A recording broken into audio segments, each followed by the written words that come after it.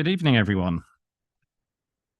I'd like to welcome members and officers to overview or this extraordinary overview and scrutiny committee meeting, and also welcome anyone watching online. Before the meeting starts, I would like to invite the committee member and scrutiny officer to explain how proceedings will work and to undertake a roll call of those attending remotely. Thank you. Can I just confirm that the following people can hear us and we can hear them? Henry Thomas? Yes, I can hear you. Thank you. Omar Ezet? Yes, I can hear you. Lovely. Deborah Coates? Hello, yes, I can hear you. Nigel Smith? Evening, yes, I can hear you. And Louise Randall? Hi there, yes, I can hear you. Thank you very much. We're just going to go through the rules of debate. If a member wishes to speak, they should use the speak button located on the microphone unit. The microphone will light up green and the chair will be alerted of your request to speak. When the chair invites you to speak, your microphone will be made live and will turn red, at which point you can speak. The normal procedure rules in respect of debate and times to speak will apply. Voting. When requested to vote, voting will be via the yes, no, abstain buttons on your microphone units. Details of how members voted will be shown on the screens around the room, and the result will be visible on the YouTube stream. In the event of a tied vote, the chair will have the casting vote. Are there any questions before we start the meeting? Thank you. Over to you, Chair. Thank you. So item number 1 on the agenda, I've got apologies for absence from the following councillors. Councillors Claire Billing, Ian Moody, Dominic Griffiths, and I believe there might be one more now. Yeah, I think that's No, that's it. Thank you. Are there any further apologies? Okay. Item number 2, Chair's announcements. In accordance with the council policy, this meeting is being audio recorded as well as filmed. The audio recording will be available on the NHDC website and mod.gov, and the film recording on the NHDC YouTube channel. Members are reminded to make declarations of interest before an item. The detailed reminder about this and speaking rights is set out under Chair's announcements on the agenda. For the purpose of clarification, 4.8.23a of the Constitution does not apply to this meeting. Therefore, a member may leave the room during the debate and consideration of that item will be able to vote. However, please be mindful of the business on the agenda and wherever possible, leave at an appropriate point in proceedings. As members will be aware, the crime and disorders matter item will be discussed at the meeting on the 29th of January 2024. And this is quite an important one. Could members please provide me or the committee services team with any proposed topics for discussion as soon as possible? In particular, items that I've raised already are potential hate crimes given the situation in Israel and Gaza at the moment. I'd be quite interested to hear from faith groups or anyone that may well have some insight into things going on in North Hart specifically. And I was going to ask the police and crime team to see if there is any sort of increase in hate crimes or anything along those lines in North Hertfordshire. But anything else, I'd be really interested as well to hear, or indeed anything over and above that, because I think it is an important matter that councillors should be mindful of at the moment. Moving on, item number 3, public participation. There is no public participation, which moves us on to item number 4, which is the draft sustainability SPD. And Councillor Ruth Brown is here to present. Thank you, Chair. So the purpose of this item is to approve the draft sustainability SPD to go out to consultation early January, and also to endorse the Hertfordshire Development Quality Charter. So those are the 2 recommendations. I'd firstly like to thank the Cabinet Panel on the Environment for their input into the sustainability SPD, which has made a difference. There has made some improvements to it. The reason for this document is that the local plan, as you know, was written a long time ago when our aspirations around climate change were a little different. And as you all know, we declared a climate emergency in 2019 and then an ecological emergency this year. And we want to set our aspirations a lot higher in terms of sustainability. You may also be aware that the built environment contributes 25% to CO2 emissions. And so what we want to do is to avoid having to retrofit new builds at some time later. So we want to get it right first time, and also to future-proof against climate change and hazardous weather events that we expect as a result of climate change. So the supplementary planning document that's in draft that you have at Appendix A covers many topics to do with that, which you can find in 8.3. So things such as zero carbon, energy efficiency, waste reduction, water efficiency, green infrastructure, wildlife and biodiversity conservation, and climate change mitigation and adaptation. The purpose of the document is to provide more robust guidance for developers and to drive up the sustainability of our built environment. You know, when I meet with developers, a lot of them are saying, we want to know what you want, and they want a level playing field. So this is a really important document. They know what our aspirations are, and they will endeavour, I'm sure, to meet them. So the document sets out some different standards: bronze, silver and gold. So bronze is sort of the basic, meeting the minimum legal requirements, but we're encouraging developers to achieve higher standards than that and to go for silver or gold. And that will be taken into consideration when planning applications are determined. So the purpose of the consultation is to test a range of applications and make recommendations for our approach of how we use this supplementary planning document to the Cabinet next year.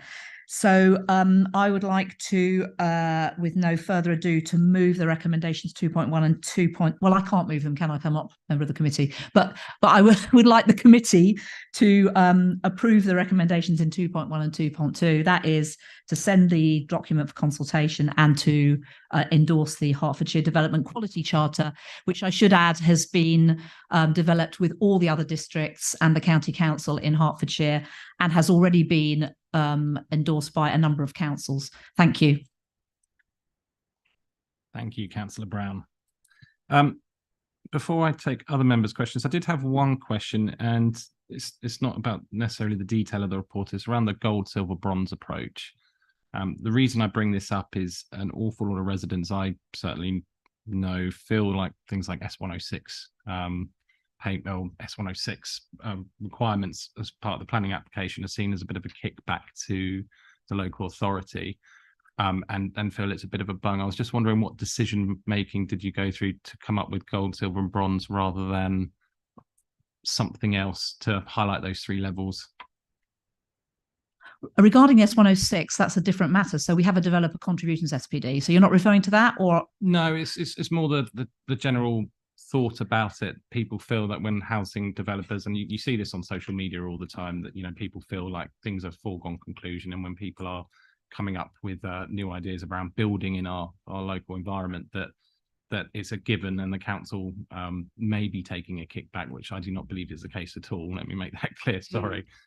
It was just more around bronze, silver and gold. It kind of makes it feel like a developer to the public might be getting special preferences on that, in my mind, and how I read it. I was just wondering if that was discussed at all. I don't believe so at all. I think it's about a standard. It's about raising aspirations. It's about, you know, if developers want to be seen as really responsible developers who are the best quality, then they will go for the highest standards. So it's about setting out clearly our ambitions and our aspirations for sustainability in our built environment. And you know, it clearly, there are clear criteria against those. And you know, if a developer can say, I meet the gold standard for North Herts, then that's a good badge of honour, is it not? That's my understanding of it. Unless any officers want to elaborate any further, I think I'll leave it at that. No, I think you've answered the question. I think I was just reading it bronze, silver and gold rather than gold standard, which I think does sing developers' praises a little bit more highly where they are doing really good work. So thank you, Councillor Brown. Councillor Munzer and then Councillor Bryant. Thank you, Chair. Forgive me, Councillor Brown, I have three questions. The first being, why are we having 3 SPDs relating to sustainability? What's the sort of the decision mechanism around having 3 as opposed to having all of these policies contained in a singular document? They do relate to different things. So there's ones around biodiversity, one's around the design code, so that's around the specific design of buildings, and the sustainability one that you have before you is much wider. As you see, it covers a wide range of topics, and it doesn't just cover the build, it covers the construction.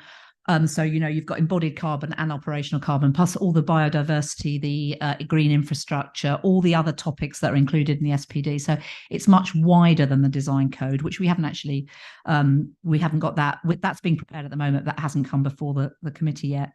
But I don't know whether any officers want to elaborate further on that point. Or have I covered it? Councillor Munzer, has that covered it? Question, yes. Could I just ask then, so on the biodiversity SPD and the other one, forgive me, it escapes my mind, but when can we expect to see those SPDs published and going out for public consultation? Because it is obviously a very, very hefty piece of work of which, you know, officers have conducted. They are in draft, and there is a timetable for them coming forward, which was shared at Cabinet. I'm just trying to think. I think the biodiversity one's coming in March, and the design code one later on in the year, next year. But they're all in process. But it's very clearly in the strategic planning matters documents from the last Cabinet meeting. It's very clearly set out the timetable of when they will come go for consultation and when they are likely to come to Cabinet for approval. Okay, and my final question is, and I note in our legal notes, the Levelling Up and Regeneration Act means that SPDs are going to be abolished once the relevant provisions are enacted. And I'm just wondering what the impact of this legislation will have on the SPDs. Is that going to make this piece of work redundant, or is it going to be built into a supplementary plan? Well, the quick answer to that is we don't know. But I think if we waited for the government, we'd never do anything, would we? You know, there's been lots of consultations around planning reforms. They're still not legislated for. I think this is an important piece of work which updates the local plan, which strengthens the policies, which makes us more ambitious and very clearly sets out our aspirations for developers who continually say they want those aspirations so that there's a level playing field. And we can't wait for the government to enact something. And who knows, frankly, whether there will be time for those things to change before before the general election. So, you know, we're only a year out possibly from a general election. So I think we can't afford to wait. We need to be very clear with developers now what standards we're expecting from them. So we don't actually know what it will involve, but we will then have to adapt according to whatever legislation does come forward. Great stuff. Thank you very much. Thank you, Councillor Brown. I've got Councillor Bryant and then Councillor Daniel Wright-Mason. Thank you.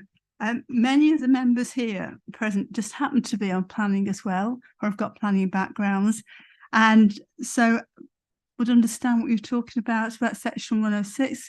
But for those watching remotely on TV, and I think I need to explain that Section 106 it's finances which builders whose application are a certain size pay towards any impact on the infrastructure or community. And I don't think the word bung comes into it. And if it is, I have not, I say, as chair of planning, actually received any bungs or been on any posh holidays recently. Sorry, thank you, Councillor Bryant. As I said, I feel it was a perception of the public, not an actual bung. But I will try and sort that holiday out for you at some point. I've got a nice place called Butlins that I go to. But Councillor Daniel Wright-Mason. Yeah, firstly, I'd like to say it's a incredibly thorough and well presented piece of work. So thank you for everyone involved with that.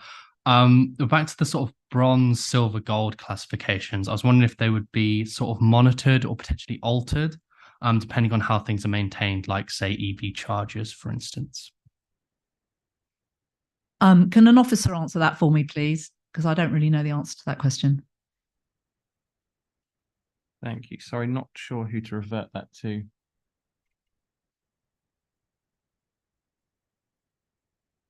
Could Nigel please answer that?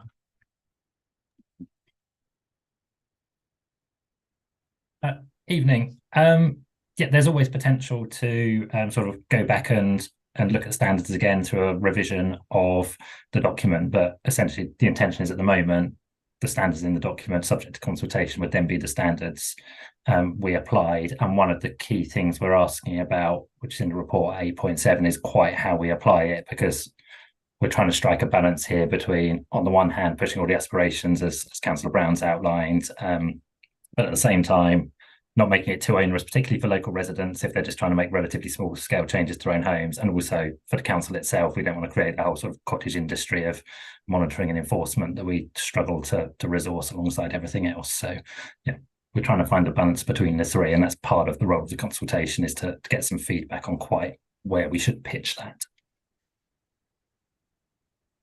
Thank you, Nigel. Does that answer the question? Thank you. And Councillor Matt Barnes.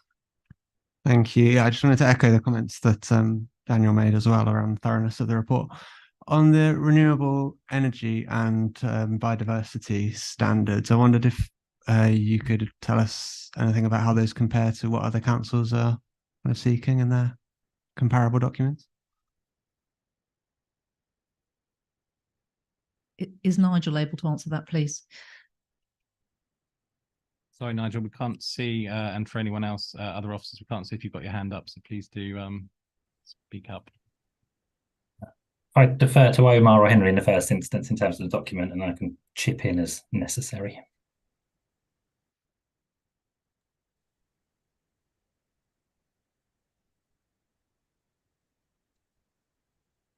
Hi, sorry. Yeah, so we've included renewable energy in terms of small scale renewable energy within say small developments or small buildings, and standalone major renewable energy type developments. So we've basically looked at all the guidance and the existing SPDs from other from other councils, and we've sort of incorporated all the best bits into our own. But obviously in the document we refer to all the existing guidance and best practice currently available. Thank you for that. Councillor Levitt. Thank you, Chair. Just to say, compliments to the officers on the amount of work that's gone into it and the way this document's presented. It's quite a big document, takes quite a long time to read. Bear in mind, we have to bear in mind as well, this is a draft, and what we're asking for tonight is for it to go out to consultation and those views to be fed back into it. So we have it before as what I think is a very good draft indeed. Good basis for everything. I've lost the quote now, but there was one of the paragraphs in there says that that the aim is to develop up to and beyond the recognised standards, and I think that's a very good aim for this council to try and do. So if nobody else, if it's in order at this moment, Chairman, I'd like to move the recommendation for me. Okay, thank you, Councillor Levitt. I'm happy to second it. But part of that, is there any debate on the matter? Seems everyone's fairly cut and dry on that. Okay, may I take that to a vote then, please?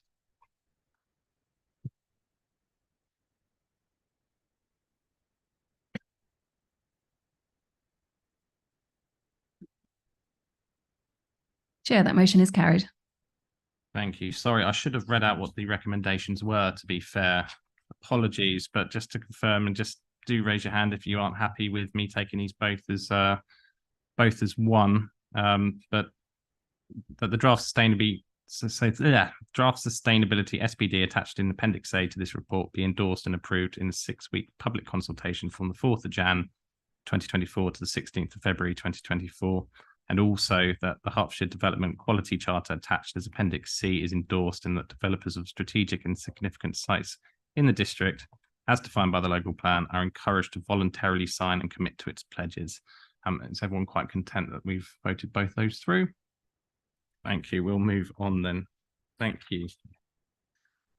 Okay, moving on to item number 5, which is exclusion of press and public. Just to explain to anyone watching, we're about to discuss the waste contract, and there are a number of financials that we're going to discuss before moving on to the main topic. So in part 2, what we'll be doing is looking at a table with a number of figures on there, and we'll be keeping our comments to that table and then bringing all comments back to the part 1 paper, which is in full, other than that table with the finances on. So with that in mind, I propose under section 100A of the Local Government Act of 1972 that press and public be excluded from the meeting on the grounds that the following report will involve the likely disclosure of exempt information as defined in paragraph 3 of part 1 of schedule 12A of that said act as amended. Can I have a seconder, please? I'll second. Thank you, Councillor Bryant. Okay, so we'll just wait now for us to enter part 2. Oh, sorry, you are quite correct. Sorry, could I take that to a vote, please?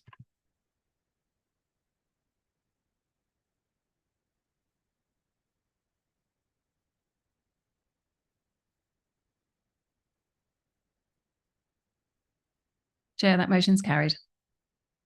Thank you.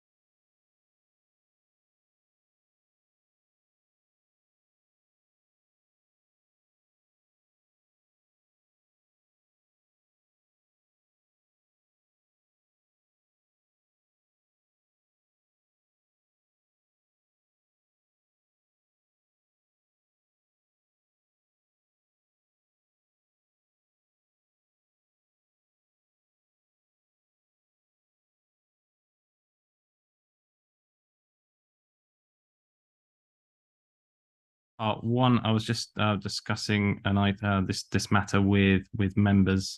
Before we proceed, I was just asking if members still felt the same as a previous meeting with very similar recommendations. I haven't got any nods or disagreements to it, so what I'll do is continue on a recommendation by recommendation basis.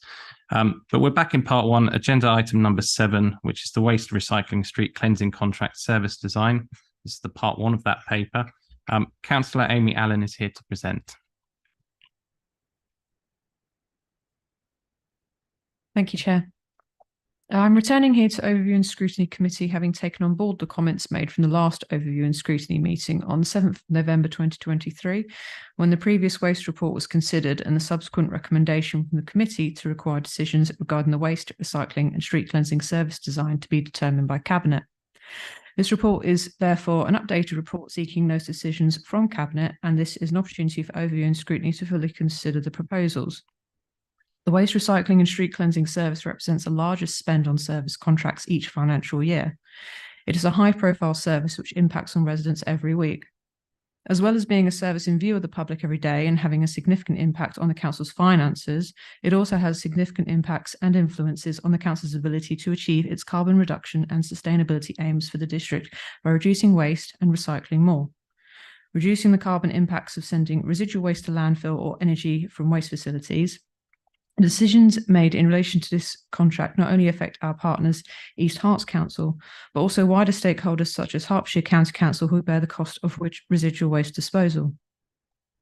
During the summer of 2022, and prior to the finalisation of the contract specification, officers worked with members across the political parties and from our partners at East Herts Council to help design services which would meet our financial and environmental sustainability objectives. Officers have subsequently taken our specification to the market through a competitive procurement process and are currently in dialogue with bidders. It is apparent that despite areas of the specification being changed to balance risk and to mitigate contract cost increases, the proposed service design presents affordability issues for the council. As a consequence, this report provides members of Overview and Scrutiny an opportunity to comment on the specification changes required to deliver savings on the anticipated contract costs. This report is not about cuts or savings against the current budget. This report is aimed only at reducing the burden of significant cost increases that the council will face if changes are not made at this stage of the procurement. Officers are confident that these changes will still provide high-performing services. Indeed, the waste and recycling service design proposed gives residents more opportunity to recycle by providing more recycling capacity. Many of the other proposals merely allow bidders more flexibility in their operations. Given the commercial sensitivity, any discussions regarding anticipated cost mitigation are in part 2, or were. Officers and I are seeking support from Overview and Scrutiny to progress with the items identified in the recent proposals, as they are considered to be the most financially sustainable solution for the council. Following any decisions, both here at North Herts Council's Cabinet and at East Herts Council's Executive, the specification will be finalised. Our procurement timeline is tight, and members are asked to be mindful of the significant negative impacts that can result from procurement delays, given the magnitude of work required to mobilise a new contract of this size. Thank you. Thank you, Councillor Allen. Okay, so before we go on to the 11 recommendations, which we'll debate separately and vote on separately, do we have any questions or comments from the overall paper? Councillor David Levitt. Thank you. It's comment and a question, a couple of parts to it. It's mentioned several places in the report, the word savings is used. I think we need to be quite clear that that they're not actually savings, but I think as Councillor Allen mentioned in her introduction there, a reduction in the significant cost increase of this contract to the council. And I'm not going to mention figures, so be mindful of part 2. This will have a significant additional revenue cost to this council with a new contract. And that significant increase will have to be found elsewhere from council's budget, which has already got an existing shortfall. The ticking bomb, of course, in it is two-point recommendation 2.2. If we are required to provide fortnightly collections, then we'd be commingling the recycling, the dry waste. So the question that arises from that is in 8.3 is there's a £1.1 million roughly capital allocation in there for new bins to it's 2 something million for the two, and I think we read elsewhere it's about 1.1 million for us. 2 point, yeah, sorry, it's so that's 2,290,000 overall. So it's about 1.1, so I'm guessing roughly for us additional capital cost. Does this apply to both options of either the 3 weekly collections, or if we had to the 2 weekly collection, would we still need that for both? The additional bin cost is only for the 333 model, as we're calling it, whereby we'll be providing separate fibre collections.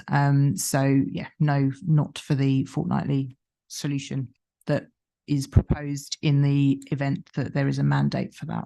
Okay, thank you. I will follow up on that because it relates to section 8.3 on the report as well. So the capital cost of the bins for 100,000 bins is estimated at 2,290,000. That works out roughly half the price of the bins that, or what we charge for bins currently to residents if their bin has been lost. Which came in recently. How come the cost is so much lower than we're charging residents? And is this something that we could look at extending that contract for a number of years for our lost bins, etc., so we could charge residents less rather than double what they're currently paying? We're paying, sorry. As you'll know, Councillor Compton, with a large-scale procurement, we will see reduced costs per bin than we currently pay when we're procuring bins on our current contracts, because obviously with our storage space, we can only store a small amount at a time. In addition, of course, we've got delivery costs, which are not included in that figure. And the delivery costs in our current contract and any future contract are, of course, more per bin than they are if you're doing a mass rollout through a dedicated delivery company. Thank you. But the idea that we've got a small bin collection storage facility, I understand we're not going to have 100,000 bins in stock. That makes perfect sense. But if we were to look at the cost per unit and look at a regular scheduled delivery based on the normal number of bins that we do go through, would we realise a saving that we could pass on to residents, or simply not?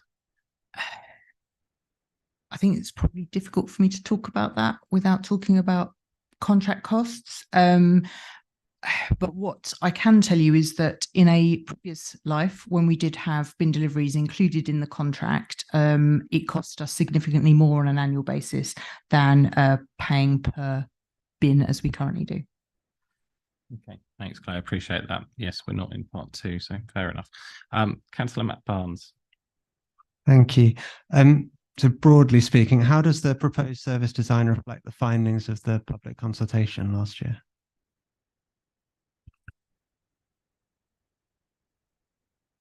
So I'm just going to refer to the report and I'm going to check which bit it was. So 8.3.3 of the report does comment on some of the elements of the public consultation where we asked about bin capacity in particular.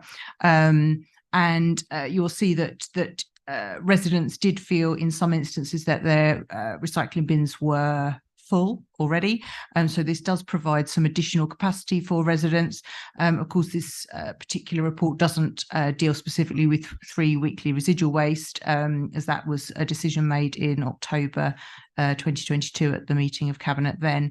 But in relation to that, there was a general feeling from residents that they did want to improve recycling and improve their ability to recycle. Thanks. Yeah, follow-up question. On Appendix 3, this 58 to 60% rate for recycling. How does North Arts compare with other local authorities on that? The range is a fairly conservative range. want to say off the top of my head, I should have checked. Our current recycling rate is around 57%, I want to say, at the moment. And we are certainly in the top quartile of recycling performance at the moment. There's always room to manoeuvre. You will be aware that both Three Rivers and St Albans hold the number 1 and number 2 slots for recycling performance in the country, in England. And so we've got, near neighbours that we're keen to ensure that we are keeping up with. And yeah, just finally on that, I don't see, unless I've missed it, the soft plastics referenced in the document. Is that still part of the service design that we're planning for? Yes. So again, the soft plastics decision was made in October 2022. So that's why it's not referenced in this report, but it is still intended to bring that in 2025 alongside this service to ensure residents have got that extra space in their residual waste bins by moving that waste stream into the recycling bins. The containers bin, is that right? Yeah. Okay. So all plastics will be collected in the containers bin. That's the proposal. Although we are obviously dialoguing with bidders, members will be aware that we are currently operating a trial with EcoSurety and Flex Collect, where we are operating a trial in the Nebworth area, looking at how soft plastics collections work and the types of materials that residents are putting out, which will hopefully inform service design going forwards. Thank you. I've got one more after that. All right. Thank you. On the capital costs for the new bins, has any consideration been given to reusing the brown bins that are for garden waste at the moment? Because almost every household has one. I have one at home that's completely redundant because I don't use it. I'm sure there are many like me. I'm just wondering if that had been thought about in terms of a way to mitigate the cost of the new bins. A lot of brown bins were taken back in, Was so actually there isn't as many out there as there perhaps used to be, and of course it does present us with confusion for collection staff if we've got 2 bins of the same colour being collected by different crews. So yeah, although it seems like it might be an option, that the logistics of that would be more problematic, unfortunately. Sure. Just to follow up on that, there is a mention in the report about repurposing the bins in East Herts, and it says quite clearly it was done in North Herts previously. Are you able to give us an idea of what kind of a logistical nightmare that would be, rather than issuing current green waste collections with a new bin separately, and then reissuing brown bins, which we may have a small stock of? Yeah, I mean, obviously the garden waste services have been implemented now for a number of years. So I don't believe there's enough bins out there that are currently sort of redundant to mean that would be a viable solution. In terms of when we made that change previously, for those who remember, that was when our grey bin used to be residual waste and we moved to a purple residual smaller bin. And, obviously that took quite a lot of communications, which is a process that we will be going through with East Herts to ensure that they benefit also from having that smaller residual waste bin as part of this service change. Sorry, Chloe, my question wasn't just about redundant brown bins. It was also about current brown bins. So repurposing them, as we're going to do with East Herts on one bin. How many are in operation, plus maybe a small percentage, which we're obviously not going to know? Would that has that been looked into to see if that might be cheaper? So replacing roughly half the population of North Herts with a new brown bin to go alongside their existing one to do the extra 3, and then replacing live brown bin or garden waste contracts with a new repurpose or a new bin. I can understand the thought process. One of obviously the aspirations of this contract is to ensure that we have got full alignment across East and North Herts. And by not having the same bin colours, that does mean that would be problematic going forwards. Not least, of course, when you have garden waste in a bin and then you try and change it to a dry recycling scheme, all of those bins would require cleaning, which residents may not be so keen to do.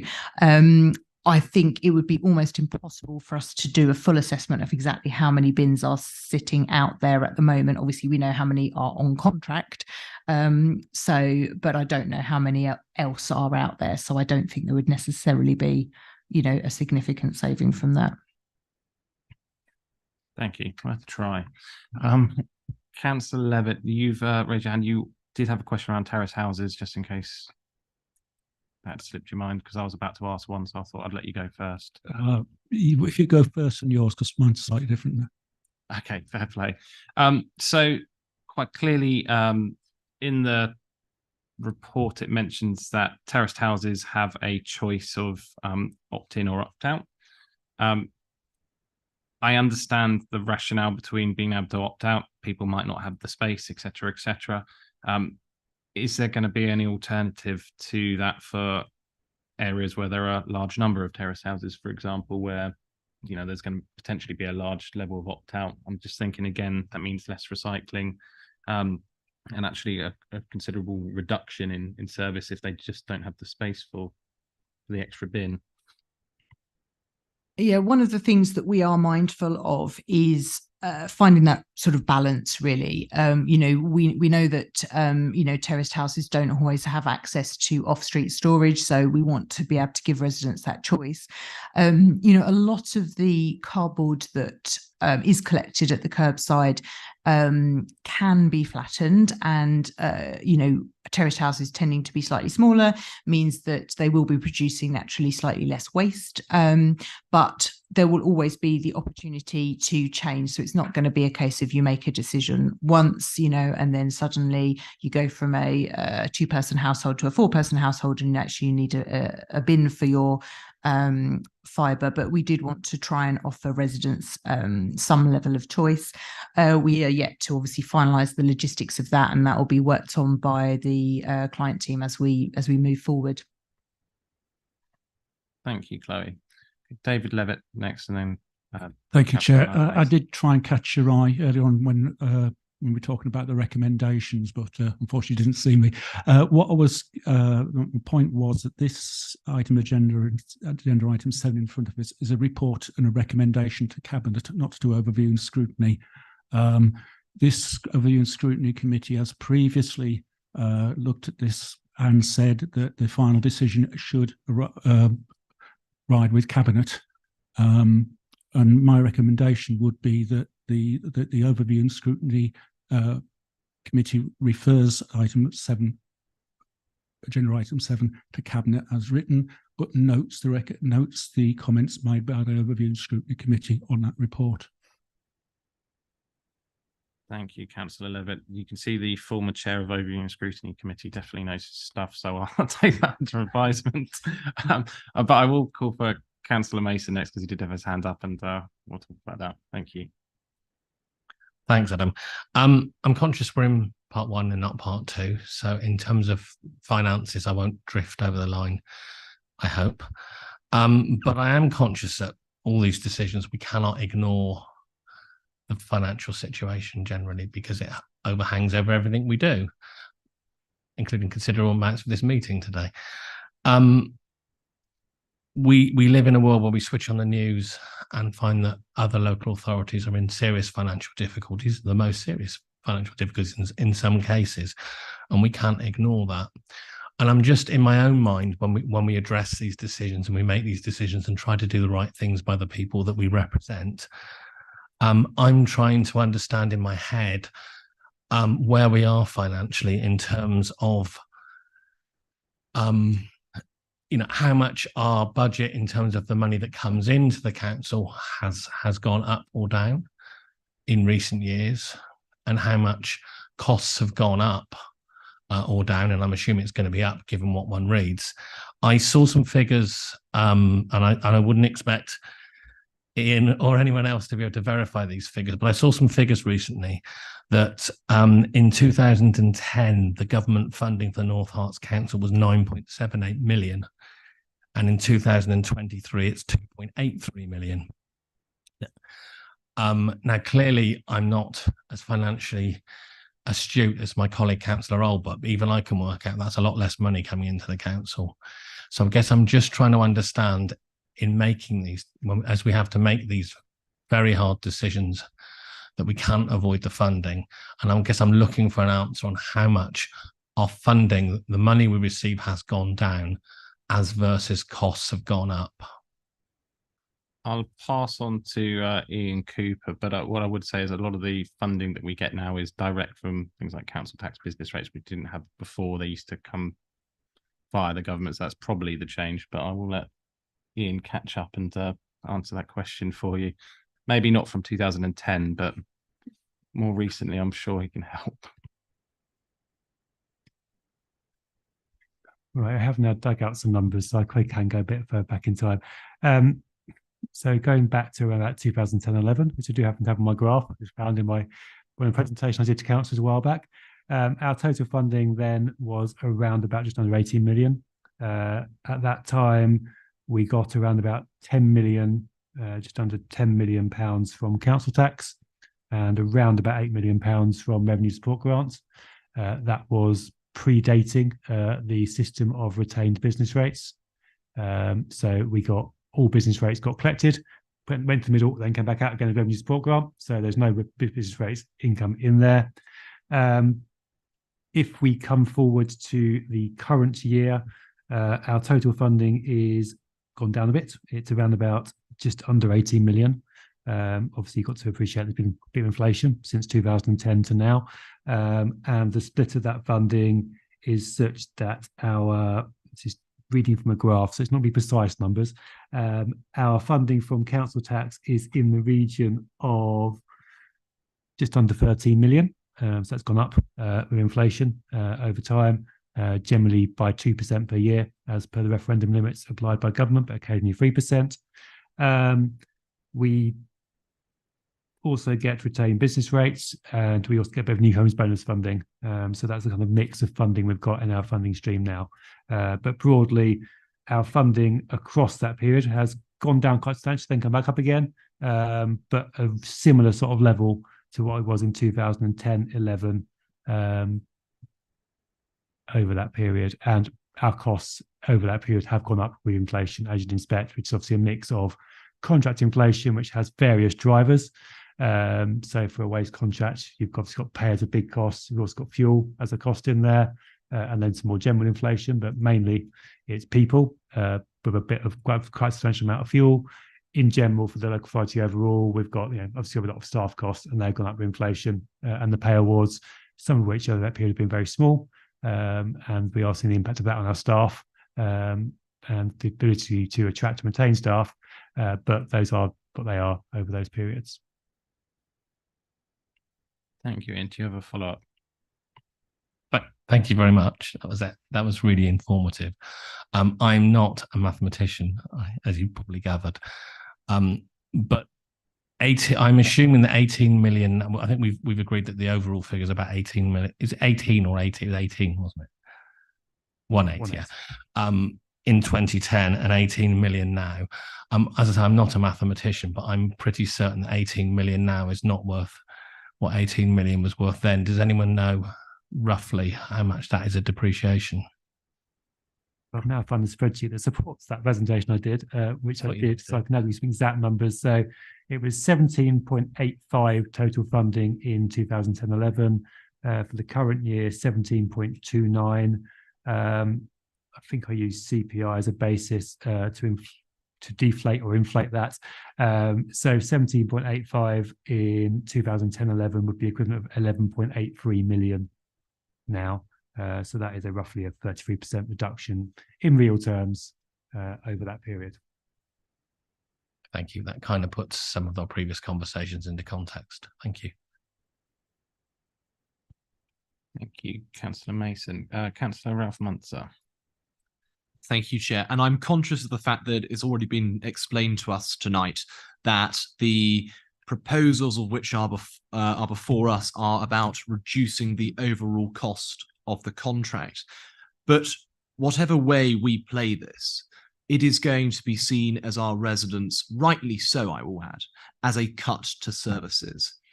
And therefore the question that I want to know, and I think many of our residents will want to know, is when are we going to be able to find out a figure as to the savings of which are made by these cuts, as we found out when we had the residual waste collection cut from 2 weeks to 3 weeks and the 200 odd £1,000 figure then. Are we able to sort of put a time date on that? Will a press release be issued, etc.? Because I think it is really important for openness and transparency that the public are able to know that figure in particular. The figure that was published in the press statement previously was a figure based on calculations made by the client team, based on their knowledge of current contract costs and anticipated optimization from going through weekly. So the current information we have on finances presented in part 2 is obviously based on bidder information, which is based on their assessment of our contractual needs. So essentially we won't find out until we award the contract what that figure actually looks like. So we won't be able to present that until we award the contract. Councillor Daniel Wright Mason. I won't try and test your memory on the question, but yeah, it's obviously social value and sort of circular economics has been a big priority of this council the last couple of years, obviously with the 10% weighting. Just wondering, especially given recent events, how much paying conditions for crew will be factored into the procurement process, and I suppose of that 10% weighting. So in terms of the social value 10%, that is based on TOMs rather than on things like how much are we paying staff. So those sort of themes are set criteria. There's a list of those that we are measuring against through the social value portal. So rather than that necessarily being staff pay, it will be looking at things like how many staff does the bidder intend to bring into work who's currently unemployed? How many female staff members do they intend to employ from who are, essentially non-working mothers? There are social value elements around carbon reduction initiatives. So there's quite a wide range of particular specified social value elements. Apprenticeships is obviously another example. Armed forces personnel being brought into work is retired armed forces personnel being brought into work. That's another social value element that we're assessing. So there's a real range to ensure that we've got a good element of social value being managed and monitored as part of this contract. So it's much more broad than just the pay. I don't know, Ian, if you want to comment on anything else pay related. I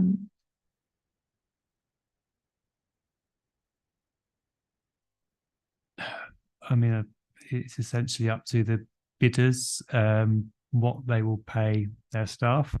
Obviously, they've got to comply with legislation, and you know that the national living wage has increased quite substantially going into next year. That will have an impact on costs, albeit that I think a lot of the staff are being paid above that level already. So we can't determine exactly what they're paying to them, and it's not our place to do that. That's why it's that contracted out service.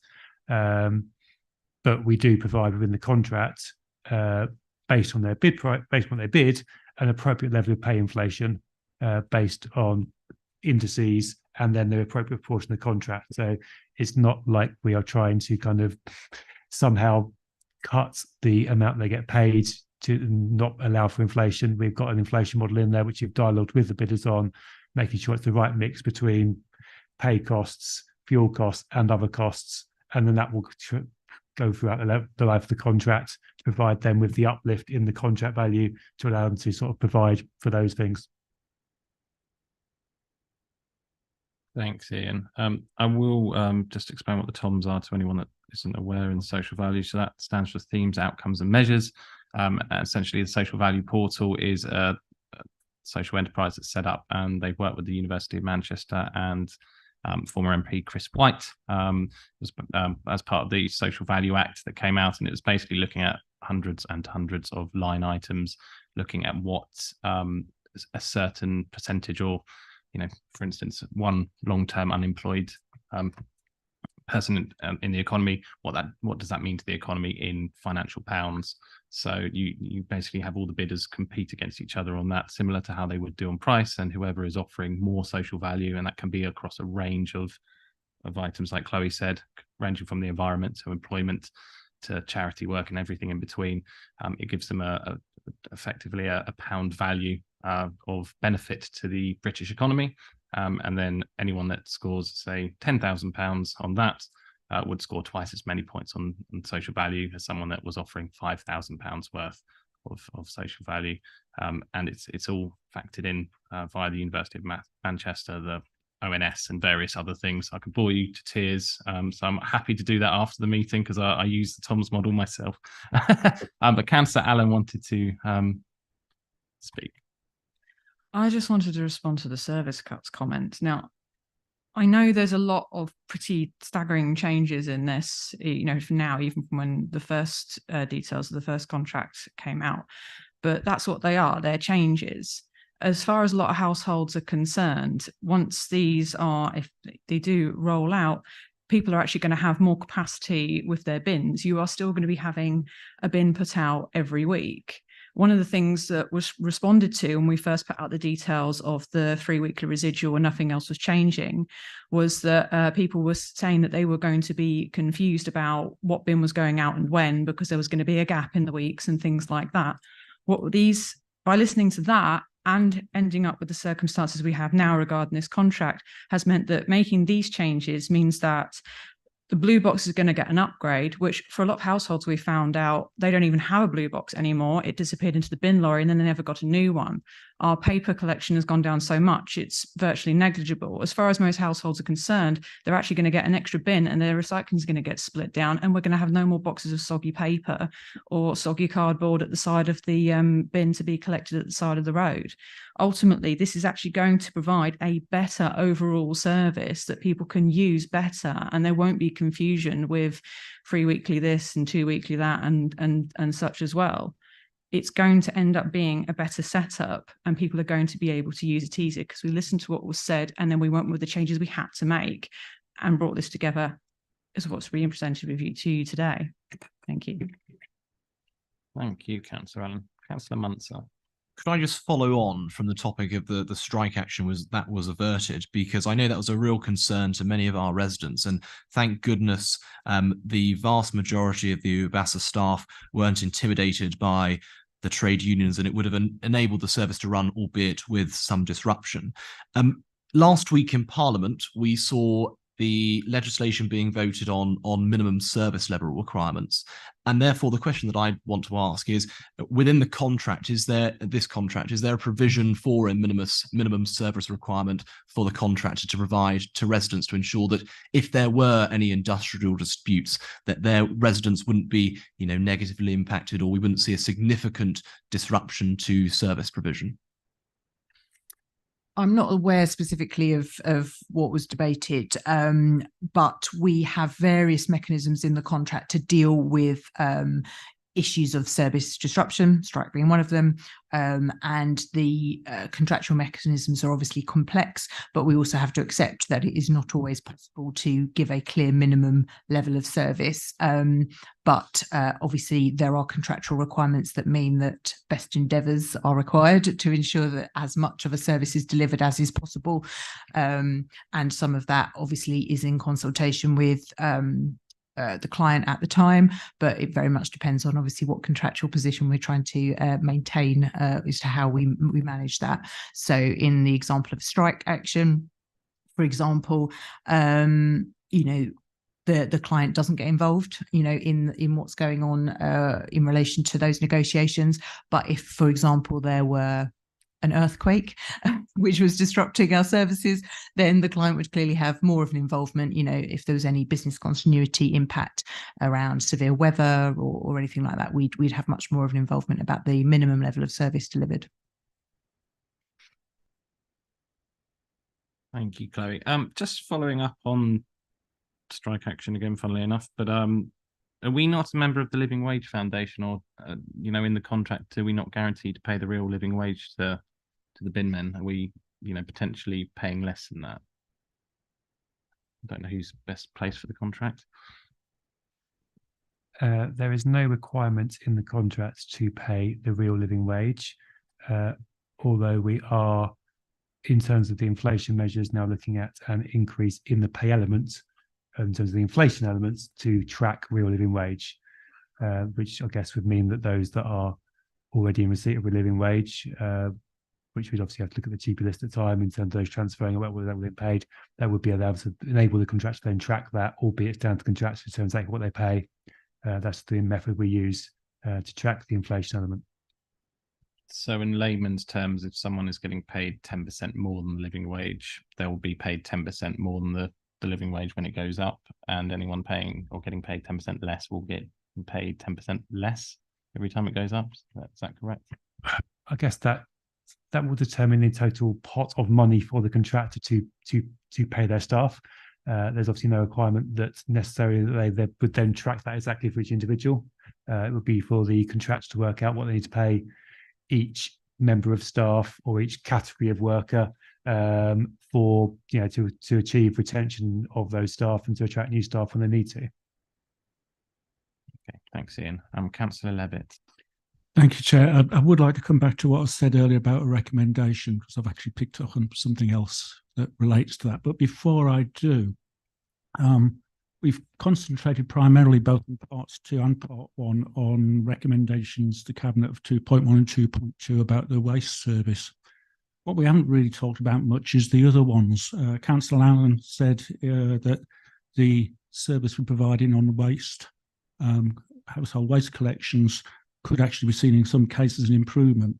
I don't see that, but everybody's entitled to their opinion. But what you cannot dispute is when you look at the remaining ones, 2.3, Cabinet agree, removal continuous street cleansing presence. That's a reduction in service. 30% removal of litter bins, reduction in service. High-speed road cleansing, reduction in service. Removal of leaf fall, reduction in service. And so on, all the way down to the end of this. They are all service reductions. And there's no way you can disguise that. But coming back to my main point was a recommendation. The last meeting of the Overview and Scrutiny Committee, the recommendation was for the Cabinet to take the final decision on service changes. Constitutionally, we cannot revisit that recommendation under the 6-month rule. We made that decision has to stand. We cannot revisit that recommendation. Therefore, Chair, I would propose that the recommendation that we could take forward is that Overview and Scrutiny notes the recommendations to Cabinet contained within the report and requests that Cabinet takes into account the comments and questions raised by Overview and Scrutiny in parts 1 and part 2 when making their decision. And I think that puts us constitutionally on the safe side. Thank you, Councillor Levitt. I did say at the start I was going to potentially take these separately, but I never sort of pinned myself down to that. Could I just have a straw poll? Does everyone feel comfortable with that recommendation in principle? Okay, then in which case I'm happy to second that, Councillor Levitt. Thank you. Right, I suppose we should move on to the debate at this point then, because we have a recommendation. I think my main concern, just to start the debate here, and I think this is going to be a very quick debate considering how many questions and comments we have had. I do feel that we need to potentially look again at the more Appendix 1 in this report, which is the aim and principles of the shared waste service. I made a point here of sections A, B, and E in particular, which was to maintain and/or improve service standards through efficient working, achieve service improvements, greater resilience, efficiency, cost reductions, or better performance, and improve efficiencies and enhance the offering of chargeable waste recycling service and explore commercial opportunities. On that point, one of the recommendations is to halve the bulky waste collection, which Chloe did admittedly say is a lot easier for the bin men to actually put on the bin so they can do more deliveries. I feel maybe, just as a side note, this really needs to be revisited to have a look at actually what this means going forward. just because I think that is an important document that obviously we're working with East Hearts, and hopefully that can be amended as such. But do I have anyone else wishing to speak on the debate? Or shall we go to the vote? No. Okay. Thank you. In which case, and Councillor Levitt, you might need to repeat yourself on this one, but so the recommendation is to note the report and to note the Overview and Scrutiny Committee's comments and questions on the report, but to take the report through as is unaltered to Cabinet. Yeah, I think my wording was Overview and Scrutiny notes the recommendations in the report to Cabinet and requests that Cabinet takes into account the comments and questions raised by Overview and Scrutiny, both parts 1 and part 2, when making their decision. Thank you. James, have you got that?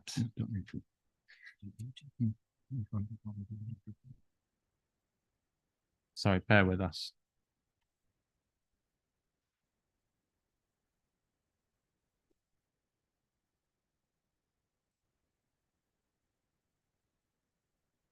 I'm happy for you to repeat it just to make sure we've got it right. So yeah, Councillor Levitt, if I can just check that we've got this right. So Overview and Scrutiny notes the recommendations in the report to Cabinet and requests that Cabinet takes into account the comments and questions made by Overview and Scrutiny in part 1 and part 2 when making their final decision. Thank you. So I'll take what James just said to the vote. I'm ducking that one. I'll say it wrong. So.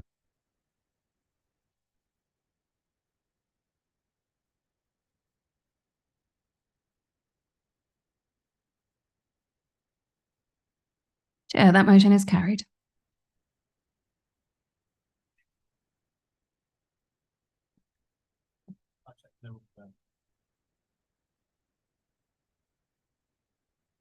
Okay, the next item on the agenda is item number 8. I can assure you this is going to be a lot shorter than the last item, but did anyone want a comfort break before we go? In which case, could I ask that we reconvene at 9:15? Thank you.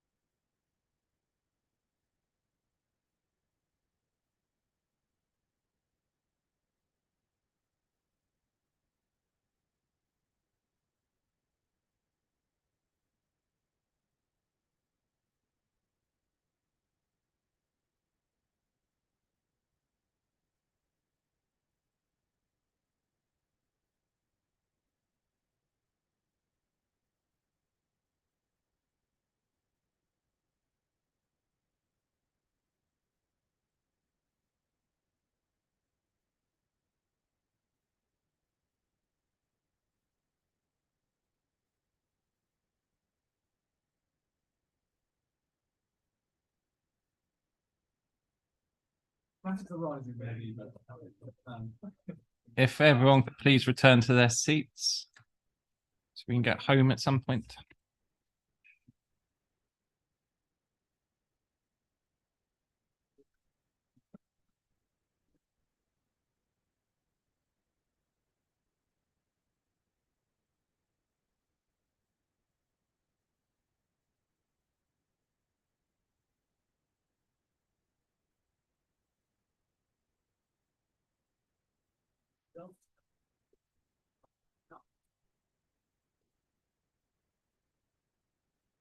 Thank you, everyone. So I will move on to item number 8 on the agenda, which is again the exclusion of press and public. However, before I take this to a vote, just to let members of the public know, we're discussing the leisure management contract award. Within part 2 of this paper, we will be discussing bids which have been now evaluated. We are just discussing some of the financials and the name of operators that have submitted a response to that procurement. We'll then move back into part 1 to discuss the paper as is, which is very similar indeed to the paper that has been published to the public. So on that note, I propose that under Section 100A of the Local Government Act 1972, the press and public be excluded from the meeting on the grounds that the following report will involve the likely disclosure of exempt information as defined in paragraph 3 of part 1 of Schedule 12A of that said Act as amended. Can I have a seconder, please? Councillor Bryant. I will second. Thank you. Could I take that to a vote then, please?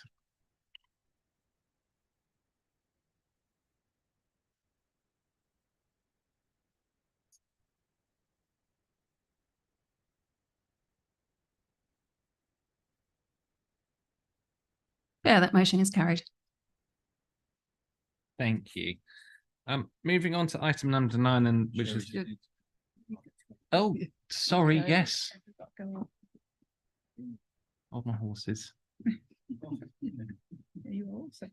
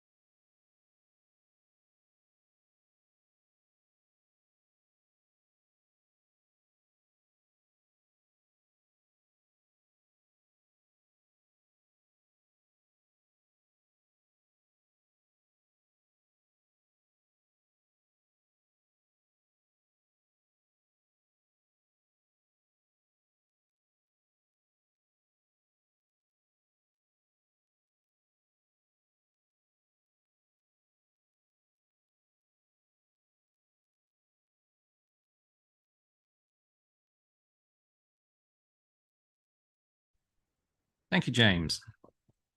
Okay, moving on to item number 10 of the agenda, which is Leisure Management Contract Award Part 1. As discussed before we broke up, we had a quick discussion on the financials there and made a recommendation in Part 2, which we'll get to. But Councillor Steve Jarvis is here to present this paper. Thank you very much. The current leisure management contracts come to an end at the end of March 2024. So we've been in the process of identifying a contractor to manage leisure centres from the 1st of April next year. We've been through a multi-stage process with 5 potential bidders, narrowing that down to 3 after an initial process.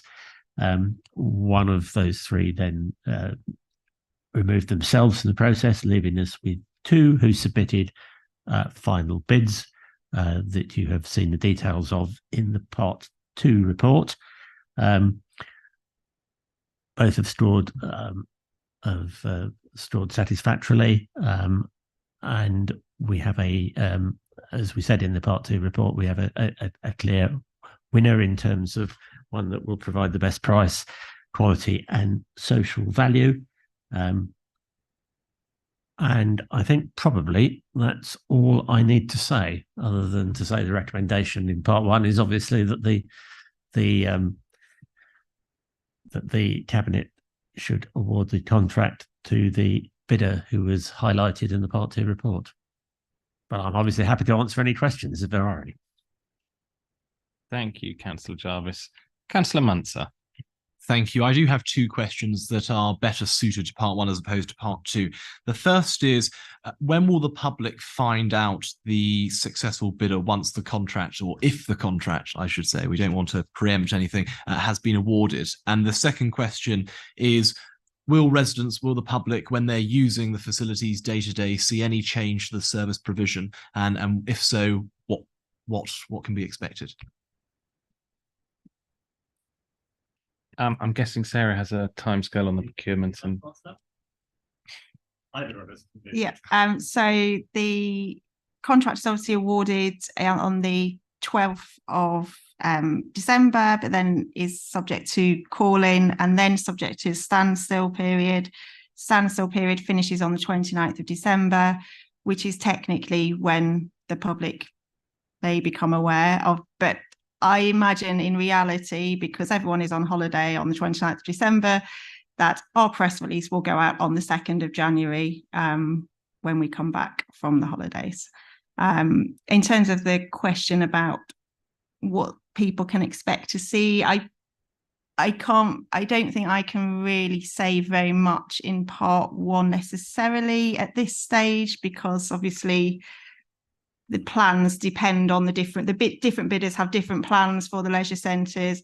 But to reassure residents, direct debits will just transfer over to the new provider. It will be, there should be no problems with that that change of service provider. Their memberships will continue and they'll move over to a new provider. But yes, in terms of their plans, that will all be revealed post-contract award. Councillor Barnes. Thank you. How was service quality assessed, and was any external feedback sought, and what did it say? So in terms of service quality, we had a number of method statements. So if you look at paragraph 8.6, no, it's not 8.6, sorry. 8.10. 8.10, yeah. So it only tells you the areas that we were looking at, but they were actual method statements that the bidders had to answer on. So, for example, because this is a leisure and active communities contract, we weighted quite highly the bidders' programme for developing outreach activities for less physically active people. So not just focusing on the leisure centres themselves, but what they're going to do in the communities. We looked at their service quality and in particular any proposals they had to enhance the service that is already on offer at the facilities. They looked at different program development. So there's lots of new ideas for how things will be developed. It's just unfortunate I can't really tell you what they are yet. Sustainability was for the bidders is clear that for the leisure industry as a whole, sustainability is core now to their business, which is really nice to see, actually. And they all had really good suggestions about how we can improve and in terms of decarbonising the leisure centres. We also looked at staffing, training, development. We had a very specific method statement around Letchworth Outdoor Pool. That was developed essentially in response to, obviously we know that the outdoor pool is a much valued community asset. And so we asked bidders to explore how they might enhance the use of Letchworth Outdoor Pool and their ideas for that. So I'm sure at some point we can share all of the method statements, but I hope that gives you a bit of a flavour of it. Yeah. Just a quick follow-up on that. In terms of the service performance, are there any provisions in the contract in terms of customer service levels or satisfaction, that kind of thing? Yes, there are KPIs in the contract. There's a whole set of KPIs in there that we will be monitoring, and they will, as part of the contract, they have to provide performance monitoring reports on a frequent basis. And actually, they were scored as in their quality submissions on that as well. Thank you, Sarah. Councillor David Levitt. Thank you, Chair. And I think one thing we ought to repeat from part 2 without going into detail is that the financial status of the preferred bidder is quite outstanding, and what they're offering to the council is quite good as well. My question was going to be very similar to Councillor Barnes, actually, about the services, but phrased slightly differently. Did we do any independent qualification of what the contractor said they did and what their quality was? In other words, did we do anything like testing the services by mystery shoppers, for examples, or discussing the contracts that they hold with other councils and talking to officers there and seeing if they kept a spec and everything? So as part of their submissions, the bidders all provided case studies of where they have provided innovation or, examples of service quality or examples of where they've invested in facilities and provided benefit to the community. So I think from that perspective, we were actually really impressed by all the bidders in terms of knowing that they can do this in other areas and what they're going to provide for us. We didn't do any mystery shopping as part of the procurement itself. One thing I would say is that we did utilise specialist consultants throughout the whole of the procurement, sport and leisure consultancy, and they have supported lots of other authorities, including most recently Stevenage, on their leisure procurement. And we've found their expertise really valuable, I have to say, in terms of thinking about the specification in particular and how we can get the best contract and the best service for our residents. Sarah, did you have a follow-up? Yeah, really, it was just I think the question is no, but the quick answer is no. Did we look at any independent qualification, or did we rely on the contractors, what they said, and the consultants? And I think the quick answer is no, isn't it? Yes, the quick answer is no. Thank you. Councillor Munster, then Councillor Barnes. Oh, sorry, Councillor Jarvis, did you want to pop in there? I just wanted to add something to that last. I mean, I think mystery shopping has some potential benefits, but it only gets you a snapshot. What I felt we got out of the discussion with the consultants was an in-depth knowledge of how these contractors were operating elsewhere. So I think that's actually probably more valuable than a mystery shopping exercise. Thank you, Councillor Jarvis. Councillor Barton. Yeah, I'd just like to ask when we might expect further details on the Royston Fitness extension to be made available. Obviously, after the contract's been awarded. Yeah, I mean, so we already have the capital allocated for the Royston gym extension, and the preferred bidder has come up with plans in terms of how they would utilise that space. So I think I imagine that we can do it pretty much post-contract award. I mean, we will be going out to procure the very detailed specification, and then to actually the design and build of that gym extension. We expect to start that from the 1st of April, and hope to have it the full extension completed. I think the aim is to complete by October 2025. Okay, thank you. 25.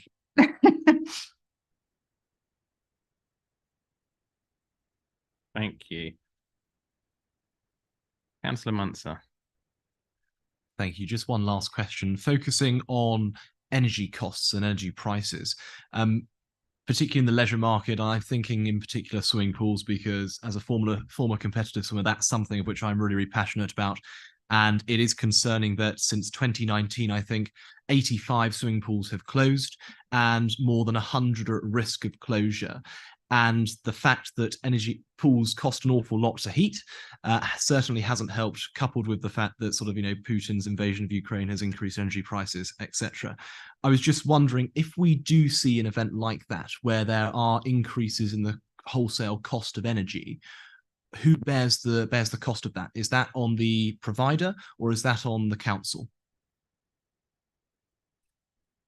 Ian might be better placed. Happy for Ian to answer that. Thank you. We have got provision in the contract whereby that the risk on prices increasing is borne by us, but risk on volume in terms of usage is borne by the contractor. And we thought that's a good place to be in terms of making sure we got a good price up front. It's not the contract's control to deal with that, and as you've observed, huge fluctuations. So yes, there is some risk in terms of the contract price on that going forward, but I think it's a fair risk to take on. Thank you, Ian. Any further questions or comments? No. I will just make one, and I absolutely hate it when people make grammatical corrections on these. But this is a table with an award date. So on the table with the award date, you've got December 12th. Obviously, members of the public might be expecting that to be published on the Finder Tender Service.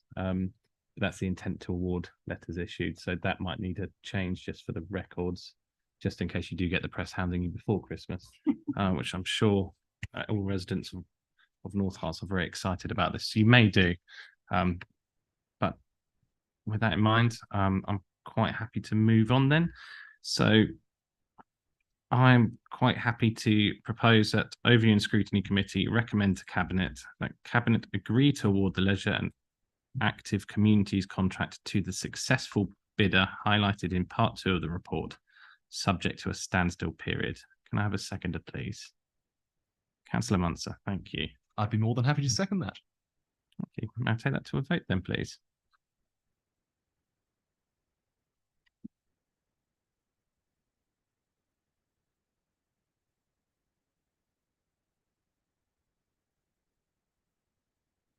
Chair, that motion is carried. Thank you very much.